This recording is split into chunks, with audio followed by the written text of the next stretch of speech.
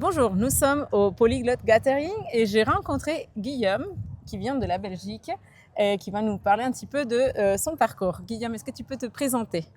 Donc, je m'appelle Guillaume, je suis belge, j'habite à Bruxelles. De base, donc, je suis francophone, hein, c'est la langue avec laquelle j'ai grandi en famille. Oui. J'étais de base très très mauvais en langue, contrairement à certaines personnes. J'étais tellement mauvais que je n'ai pas réussi à apprendre le néerlandais alors que j'étais à l'école, donc à l'école l'année la plus basse où tu peux entrer à l'école, à 3 ans. J'étais immergé en néerlandais pendant 3 ans. J'ai eu un blocage, je n'ai pas su l'apprendre. Et c'est une langue que finalement j'ai appris quand j'étais adulte parce que je me suis dit il faudrait quand même que je me mette aux langues. Et en fait, à 15 ans, j'ai eu une passion pour l'anglais. Et c'est comme ça que j'ai appris comment apprendre les langues seules. Et j'ai employé un peu cette méthodologie pour le néerlandais. J'ai remarqué que ça marchait. Et puis en fait, j'ai découvert que j'aimais les langues et que j'étais bon là-dedans.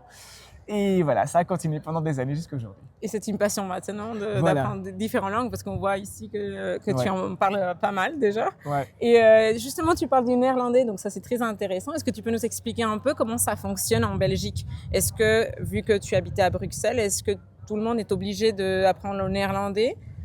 Alors, donc, la Belgique a un système assez spécial. À Bruxelles, normalement, on doit apprendre le néerlandais ainsi que l'anglais. Mhm. Après, il y a différents types d'options, du nombre d'heures de cours, intensité différente, etc.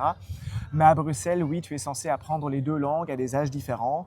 En Wallonie, il me semble que tu n'as pas l'obligation d'apprendre le néerlandais, donc tu peux choisir l'anglais, voire ne pas choisir de langue. Ça dépend des écoles, des communes, etc.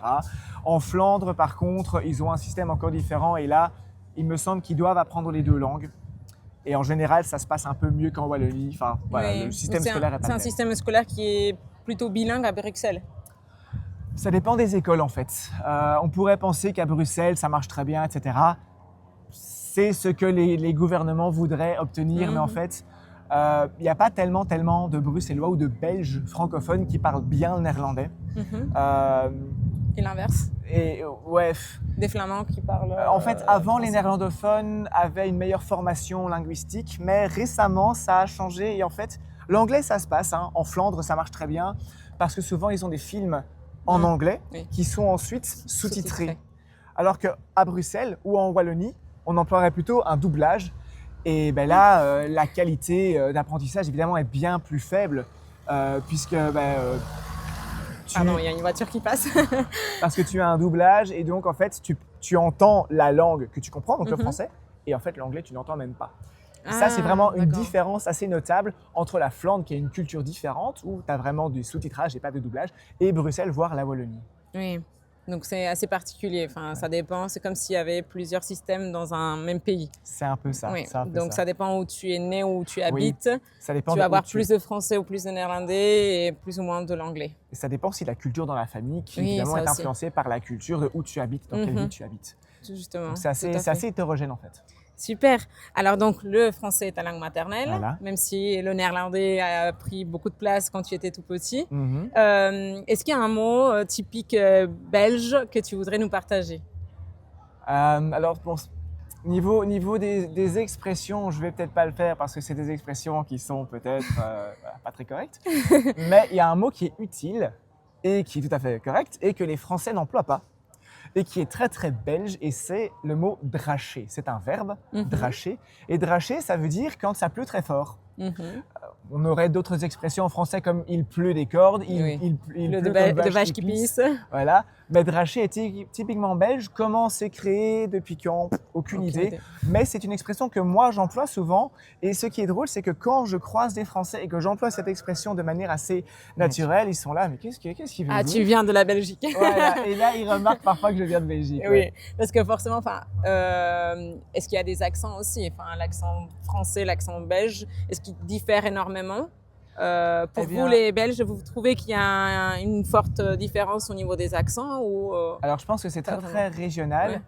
Alors, encore hier, j'ai rencontré une Française ici au Gathering et elle m'a dit tout de suite qu'elle entendait que je suis belge, qu'elle avait un accent fort. Ça dépend vraiment des gens parce qu'il y a des Français qui ne le soulignent pas ou qui ne l'entendent pas.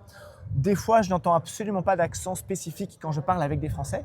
En fait, je crois que ça dépend vraiment géographiquement de où on se situe. Je pense que les gens qui sont au sud de la France ont peut-être un accent plus marqué pour moi parce qu'il y a beaucoup plus de kilomètres de différence. Mais Voilà, et puis l'accent du sud de la France, il est très marqué. Plus noté. Oui. Il est plus marqué. Bon, après, il y a des accents encore plus forts comme celui au Québec. Oui. Mais bon, en Belgique aussi, il y a des accents. Hein. Il y a l'accent liégeois, il y a l'accent de Charleroi. Donc, il y a aussi une certaine diversité qui, en fonction des individus, est plus ou moins fort. Donc, on va remarquer que tu es belge parce que tu utilises certains mots qui sont un petit peu différents au français. Je crois que c'est plutôt une question de prononciation et d'accent qui est généralement plus léger, mais quand on est natif, on l'entend beaucoup plus vite. Après, il y a toujours certaines différences. Hein. Il y a toujours des mots sur lesquels on rigole parce que c'est différent en fonction de où est-ce qu'on habite. Hein, une serviette qui peut être un essuie, qui peut être quelque chose avec lequel on se lave le visage après le repas. Une latte, il y a toute une série de petits mots qui effectivement sont différents en fonction de Belgique ou de France. Oui, en fonction de la région. Donc, merci beaucoup Guillaume pour ta participation. Plaisir. Et aujourd'hui, ça ne drache pas. Non, on a de la chance aujourd'hui.